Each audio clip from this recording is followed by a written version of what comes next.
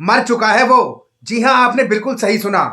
भ्रष्ट सिस्टम और खोखली न्याय व्यवस्था की भेंट चढ़ चुका अतुल सुभाष आज हम सबके बीच नहीं है। इसी महीने बीते 8-9 दिसंबर की रात को उसने सुसाइड करके अपने आप को इस दुनिया जहां से अलविदा कह दिया। और उसके अलविदा कहने का कारण उसके ससुराल के लोग, ये भ्रष्ट सिस्टम और ये करप्ट न्याय व्यवस्था है। अतुल सुभाष ने अपनी आत्महत्या करने से पहले 1.5 घंटे का वीडियो रिकॉर्ड किया। इसके अलावा उसने 22 पन्नों का सुसाइड नोट भी लिखा, जो कि आज पूरे देश ही नहीं बल्कि विदेशों में भी सोशल मीडिया प्लेटफॉर्म्स के थ्रू वायरल होता जा रहा है। और उस सुसाइड नोट और उस रिकॉर्ड किए गए वीडियो में अतुल सुभाष ने ये बताया कि किस तरीके से भ्रष्ट सिस्टम, भ्रष्ट न्याय प्रणाली की वो भेंट चढ़ चुका है, किस तरीके से उसे और उसके परिवार वालों को हरास किया जाता है, पैसे की डिमांड की जाती है, ससुराल वालों की तरफ से जेल भेजने की धमकी से लेकर सुसाइड करने के लिए मजबूर कर दिया जाता है। लेकिन आज हम इस बात को इसलिए कर रहे हैं क्योंकि अभी कुछ ही दिनों पहले अतुल सुभाष नाम के इस व्यक्ति ने अपने गृह क्लेश और न्याय व्यवस्था की भ्रष्ट प्रणाली से दुखी होकर आत्महत्या कर ली थी। और शायद कुछ ही दिनों में ये मामला ठंडा भी हो जाएगा। अतुल सुभाष इस मामले में आत्महत्या करने वाला कोई पहला व्यक्ति नहीं है। उससे पहले भी समय समय पर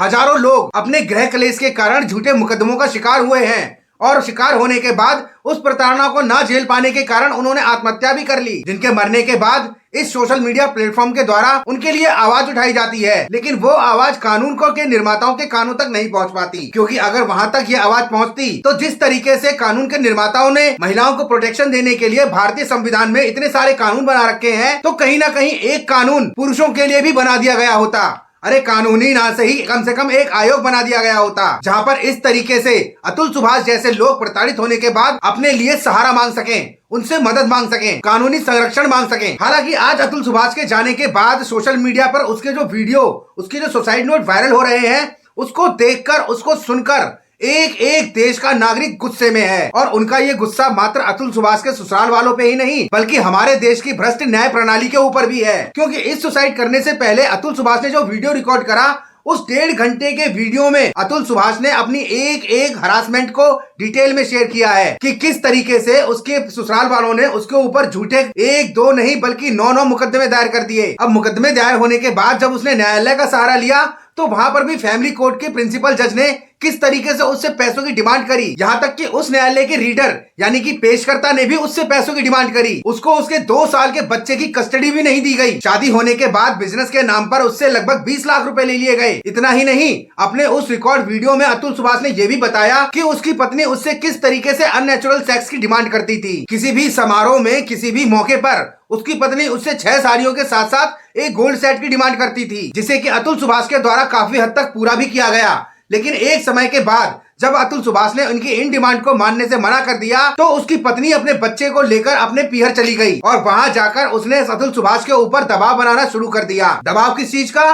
पैसों की डिमांड का। और अतुल सुभाष ने जब उनके इस दबाव को मानने से इनकार कर दिया तो उन्होंने अतुल सुभाष और उनके परिवार वालों के ऊपर दहेज प्रताड़ना, मारपीट, अननेचुरल सेक्स, इनके साथ साथ कई संगीन मामलों में 9-9 मुकदमे दर्ज कर दिए। और यहाँ सबसे मजे की बात तो ये है कि अतुल सुभाष की वाइफ रहती थी लखनऊ में, अतुल सुभाष रहता था बेंगलोर में। लेकिन अतुल सुभाष को हर डेट में परेशान करने के लिए, उसकी भागदौड़ करने के लिए, उसको काम से हरासमेंट देने के लिए इन सभी केसों को फाइल किया गया जौनपुर की कोर्ट में। इन सभी केसों में से एक केस मेंटेनेंस का था, जिसमें कि कोर्ट ने अतुल सुभाष को अपनी पत्नी और अपने 2 साल के बच्चे के भरण पोषण के लिए 80,000 रुपए का खर्चा बांध दिया। और अतुल सुभाष इस खर्चे को उसे देता भी था। लेकिन इन्हीं मामलों में एक केस डिवोर्स का भी था और अतुल सुभाष की वाइफ ने, जिसका नाम निकिता सिंघानिया है, उसने डिवोर्स केस के सेटलमेंट के लिए अपने पति अतुल सुभाष से 1 करोड़ रुपए की डिमांड करी। अपनी पत्नी की इस नाजायज डिमांड के खिलाफ जब अतुल सुभाष ने फैमिली कोर्ट में इसके खिलाफ अपील करी तो उस फैमिली कोर्ट के जज ने भी अतुल सुभाष को कहा कि इतने पैसे तुम्हारे पास होंगे तभी वो तुमसे इतने पैसे मांग रही है, और अगर तुम इतने पैसे नहीं देना चाहते तो 5 लाख रुपए मुझे दे दो, मैं इस मामले को सेटल करवा दूंगी। ये शब्द थे उस प्रिंसिपल जज के, जिसे कि मरने से पहले अतुल सुभाष ने अपनी वीडियो में साफ साफ खुलकर बताया है। किसी भी धर्म और किसी भी वर्ग में यही माना जाता है कि मरने वाला व्यक्ति कभी झूठ नहीं बोलता। लेकिन अतुल सुभाष ने मरने से पहले अपने इस रिकॉर्ड वीडियो में जो जो बातें कही हैं, उनसे संबंधित सभी एविडेंस भी उसने इकट्ठे करके रिकॉर्ड करे हैं। अतुल सुभाष के द्वारा रिकॉर्ड इस पूरे वीडियो को मैंने अपने इस चैनल पे पहले ही अपलोड कर दिया है, जिसका लिंक इस वीडियो के डिस्क्रिप्शन में भी है। आप चाहे तो उस पूरे वीडियो को भी देख सकते हैं। उस पूरे वीडियो को देखने के बाद आपको ये अंदाजा लग जाएगा कि आखिर अतुल सुभाष किस कदर परेशान हो रखा था। उसे उसके ससुराल वालों और भ्रष्ट न्याय व्यवस्था के द्वारा किस तरह प्रताड़ित किया जा रहा था। इतना ही नहीं, अतुल सुभाष ने अपने सुसाइड करने से पहले 2 दिन पहले करने वाले जो भी काम थे उसकी लिस्ट बनाकर बकायदा उन सभी कामों को पूरा किया। फिर चाहे वो काम उसकी खुद की जिम्मेदारी के प्रति हो, उसके परिवार के प्रति हो, या जिस ऑफिस में वो काम करता था उनके प्रति हो। ये पूरी लिस्ट जब पुलिस की कार्रवाई में उनके संज्ञान में आई तो इससे एक बात तो साफ जाहिर होती है कि अतुल सुभाष वाकई बहुत ही जिम्मेदाराना व्यक्ति था। उसके बारे में भी पूरा डिटेल वीडियो इस वीडियो के बाद मैं अपलोड कर दूंगा। और अगर आप उस वीडियो को भी देखना चाहते हैं तो हमारे चैनल को सब्सक्राइब करके बेल आइकन पे क्लिक करके ऑल पर भी क्लिक कर दें, ताकि हमारे आने वाले वीडियोस के नोटिफिकेशन आप तक पहुंचते रहें। बहरहाल आज के समय में अतुल सुभाष के द्वारा किए गए इस सुसाइड का मामला सोशल मीडिया पे बहुत ही जमकर वायरल हो रहा है। इससे पहले भी हजारों पतियों ने अपनी पत्नी के द्वारा प्रताड़ित होकर आत्महत्या कर ली और उनकी खबर को भी सोशल मीडिया पर समय समय पर खूब वायरल किया गया। लेकिन कुछ समय बाद ये पूरा माहौल शांत हो जाता है और ऐसी खबरें पता नहीं कहां दब जाती हैं। बहरहाल अतुल सुभाष की मौत के बाद हमारे देश का सिस्टम, कानून व्यवस्था और पुलिस प्रशासन इस मामले को बहुत ही संगीनता से ले रहे हैं, जिसके परिणाम स्वरूप उसने अतुल सुभाष के ससुराल वालों को, यानी कि उसकी पत्नी, उसके भाई और उसकी पत्नी की मां को गिरफ्तार कर लिया है। पत्नी को उन्होंने हरियाणा के गुरुग्राम से गिरफ्तार करा, जबकि अतुल सुभाष की सास और उसके साले को उत्तर प्रदेश के इलाहाबाद से गिरफ्तार किया। इन तीनों को गिरफ्तार करके पुलिस ने इन्हें न्यायालय के सामने पेश किया,